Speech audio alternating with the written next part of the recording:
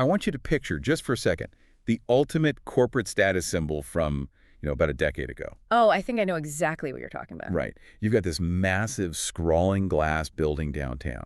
You walk in, and there's an endless gleaming directory in the lobby listing out like 100 different vice presidents. Yeah. And then you take the elevator up, and you find a sprawling army of middle managers just sitting in a sea of cubicles. Mm-hmm. For the longest time, that visual was the absolute definition of market dominance. It really was. You looked at that and thought, wow, they have made it. But today, that entire building is a massive liability. Completely. So we are diving into a newly released book excerpt called The Fractional Edge, which, by the way, was just published today, Thursday, June 18th, 2026, on the AI 365 blog. And our mission for this deep dive is to explore exactly why the old equation, the idea that headcount equals power, is just completely dead. Yeah, the rules have totally changed. Right, and we're going to look at how these hyper-lean micro-teams are currently using a really specific combination of artificial intelligence and part-time executive leadership to essentially dismantle those legacy corporate giants from the ground up. It's a profound structural shift, really, in how we build and scale organizations.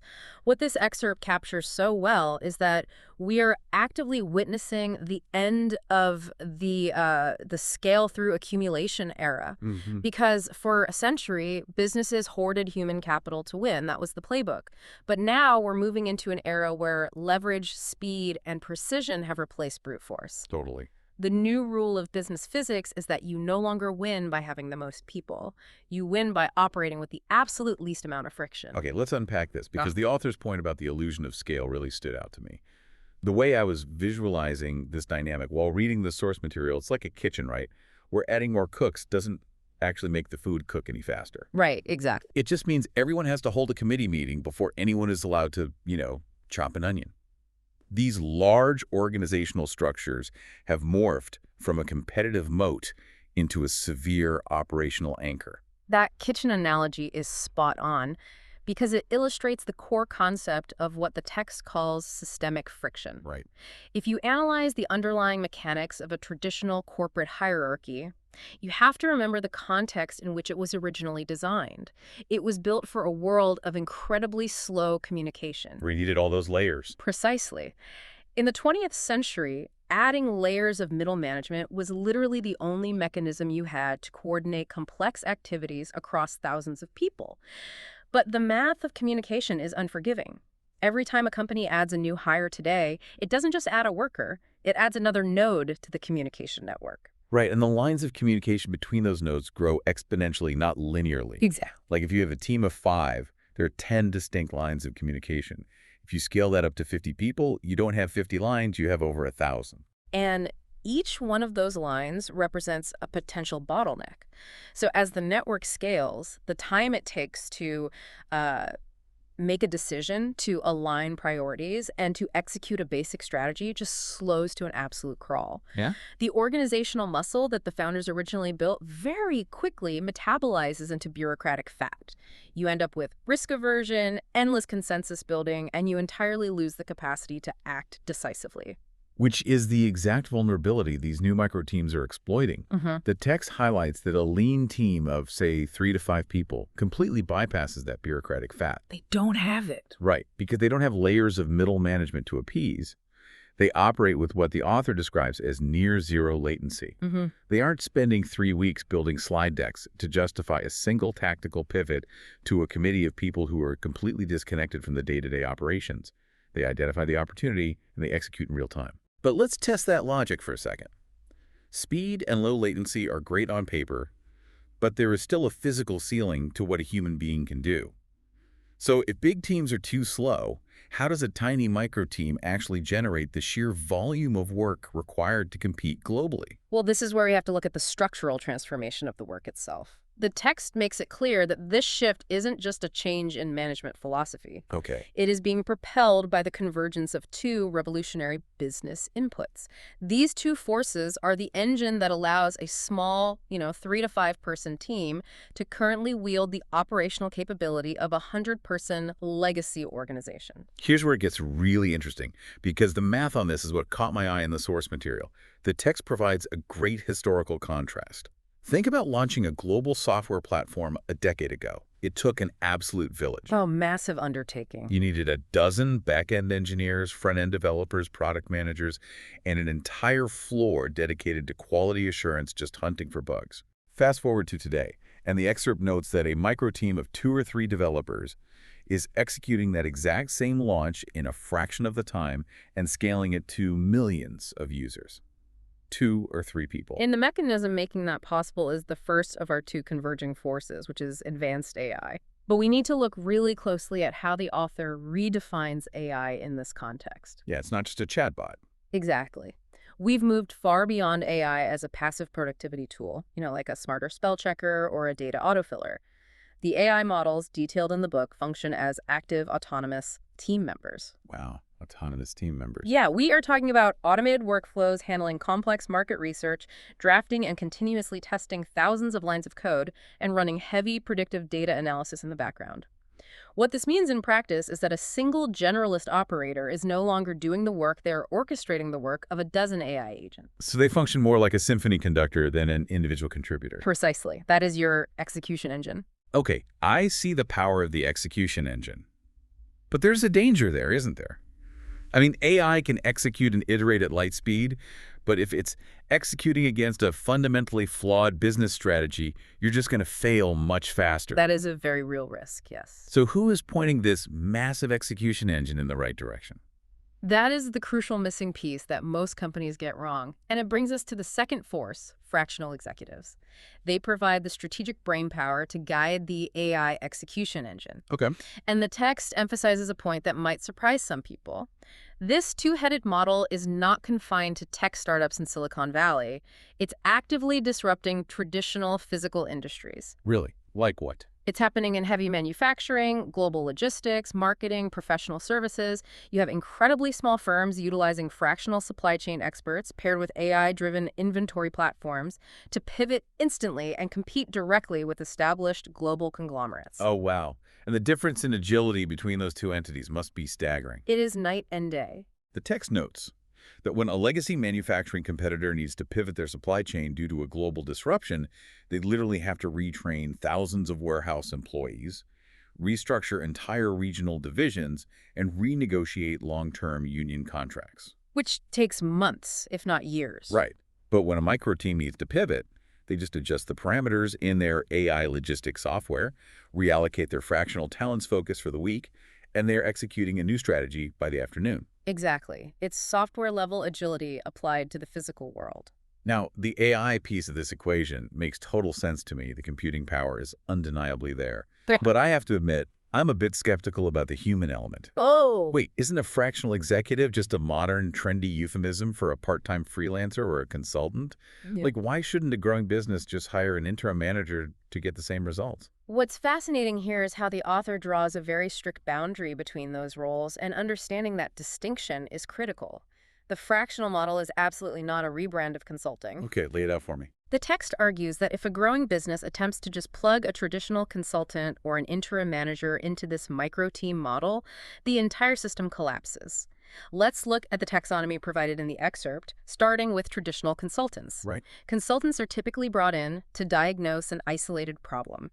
They interview your staff, they analyze your historical data, and they deliver a highly polished, very expensive PDF report outlining their recommendations. And then they exit the building. Right, I know exactly what you mean. They sell you the diagnosis, but then they leave the internal team holding the bag on the actual execution. Here's the 100-page playbook. Good luck running it while simultaneously doing your day jobs. Exactly. Then you have the second category, which is interim managers. Now, these are full-time placeholders. A company usually brings them in during an acute crisis. Say the permanent CFO resigns unexpectedly. Their mandate is entirely defensive. They are there to stabilize the ship and maintain the status quo until a permanent, full-time replacement is hired. They aren't authorized to innovate or restructure. Their job is just to make sure the lights stay on and payroll clears. Got it. Okay, so if consultants sell the diagnosis without the cure, and interim managers are just highly paid babysitters, how does the text define the fractional executive? A fractional executive is a long-term, embedded strategic asset. They don't just write the playbook, they run the plays. Oh, I like that. They integrate into the company on a recurring part-time schedule, maybe 10 to 15 hours a week. But during that time, they take full accountability for the results. They own the financial outcomes, they direct the overarching strategy, and they actively manage the internal teams just like a full-time C-suite officer would. So the only variable that changes is the breadth of their weekly hours, not the depth of their operational impact. Precisely. I see the logic on paper, but practically speaking, I have a hard time believing that works in reality. Why is that? Well, how do you get internal, full-time employees to respect and follow a leader who is clocking out on a Tuesday afternoon while the rest of the team is grinding until Friday?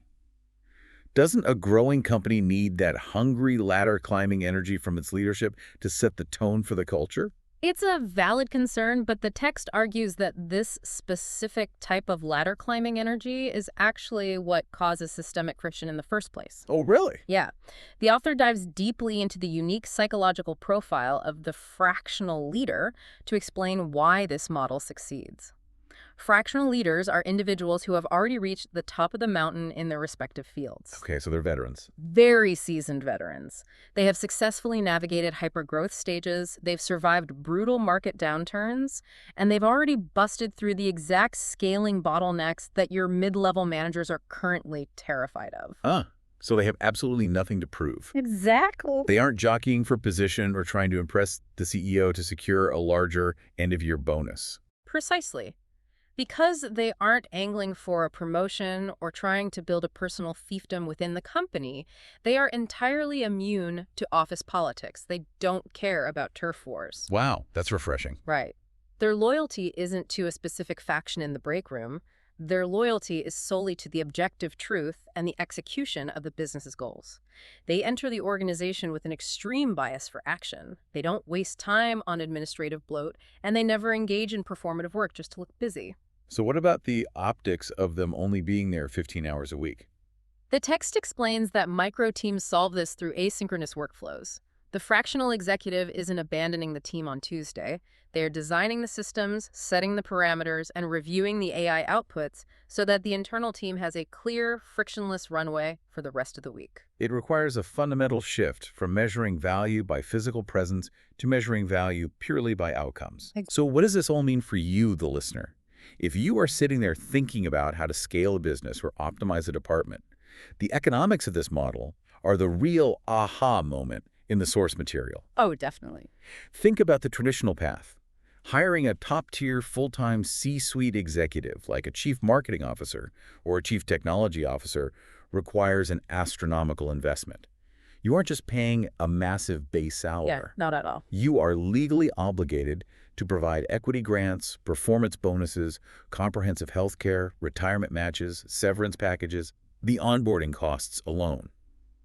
For a mid-market company, that is a crushing fixed cost that devours the operational budget before the executive has even made a single decision. It is a massive financial burden, and more importantly, it makes the company incredibly fragile.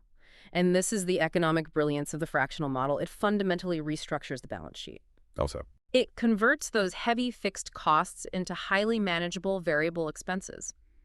The company gains access to the enterprise-grade wisdom and the strategic genius of a veteran leader, but they only pay for the high-impact decisions. so legacy companies are basically buying loyalty and physical presence, while micro teams are just renting pure outcome. That's a great way to put it. You are essentially leasing the exact 15 hours of a CEO's week where they make the brilliant, company-defining decisions and completely skipping the 25 hours they spend dealing with HR headaches and budget approval meetings. That is the exact distillation of the concept, and this extreme capital efficiency frees up an immense amount of resources. All that cash that would have been locked up in a bloated executive salary can be instantly redirected. Into product development or expanding the AI execution engine. Or aggressive customer acquisition. But operationally, What are they actually doing during those 15 hours? If they aren't sitting in update meetings or answering routine emails, how do they move the needle enough to justify the arrangement? I'm assuming their time is spent purely on system design, building the track rather than driving the train. Yes, system design is a massive part of it, but crucially, it's also about mentorship. Mentorship. Yeah. The fractional leader spends their concentrated hours making the critical strategic decisions that alter the trajectory of the company, and then they mentor the key internal staff on how to execute against that strategy. I see. The daily tactical execution, the actual turning of the wrenches, is delegated to full-time mid-level managers, or the AI agents. And what the book points out is that those mid-level managers end up growing incredibly rapidly. Because they are operating under the direct, focused mentorship of a veteran leader. Exactly. Rather than being micromanaged by someone desperate to justify a full-time salary. Okay, so if I'm a founder and I recognize that I need this kind of high-leverage guidance, how do I know where to apply it? Because I imagine the temptation is to just hire a fractional executive for whatever department happens to be the loudest or the most annoying that week. That is a very common trap, actually. Yeah. To help companies figure out exactly where they need to deploy this talent, the book introduces what it calls the fractional priority framework. Okay, let's break that down. It is a diagnostic tool designed to help leaders objectively evaluate their business bottlenecks across 3 core pillars: strategy, execution, and scale.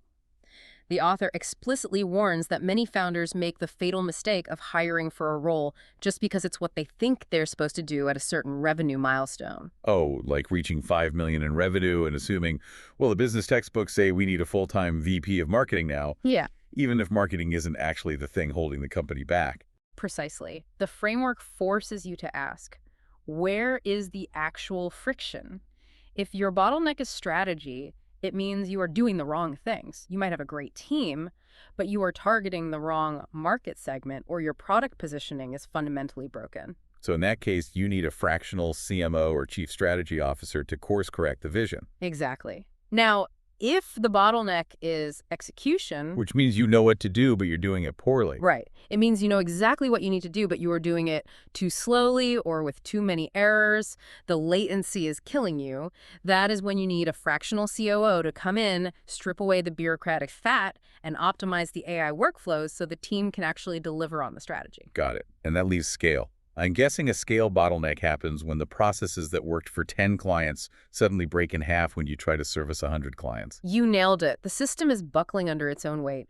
At that point, you might need a fractional CTO to rebuild the technical infrastructure so it can handle exponential growth without requiring a proportional increase in headcount. That makes total sense. The genius of the framework is that it ensures you are utilizing fractional talent specifically to unlock growth and remove friction rather than just filling a seat to check a corporate box. Right. It's about solving the actual problem, not treating the symptoms. Exactly. If we synthesize all of this, the takeaway from the fractional edge is pretty stark. Established legacy businesses are currently lagging severely because they are trapped in the mud. They are attempting to solve real-time, modern problems using slow, industrial-era structures. Yeah, still relying on hoarding headcount as their primary lever for growth. And that lag in adaptation has created a massive, unprecedented window of opportunity. For forward-thinking leaders who understand this shift, this is the moment. By adopting the fractional edge, pairing a relentless AI execution engine with the part-time strategic genius of seasoned veterans, you can build a highly profitable, incredibly resilient micro team. And because you have structurally converted fixed costs to variable costs, your organization becomes virtually immune to the heavy overhead that inevitably destroys traditional businesses during economic downturns. That's the real superpower of this model. The barriers to entry have truly fallen. You no longer need a massive payroll, you don't need to lease the giant downtown glass building, and you certainly don't need the endless directory of middle managers to compete with the giants of your industry. You just need leverage, speed, and precision. Absolutely.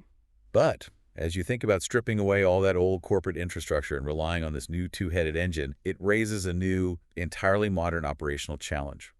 And we want to leave you with a final lingering question drawn directly from the AI 365 blog post closing challenge. It's a big one. It really is. Now that you know you can hand over the bulk of your execution to autonomous AI agents, and you can scale your operations globally with a lean micro team, what governance or ethical considerations do you need to put in place to responsibly manage the AI running your daily operations? because the machine is running at light speed. Right. If the machine is running the daily operations that fast, how do you responsibly audit the machine? You've traded the physical vulnerabilities of a massive building for the digital vulnerabilities of a virtual one. How do you secure it?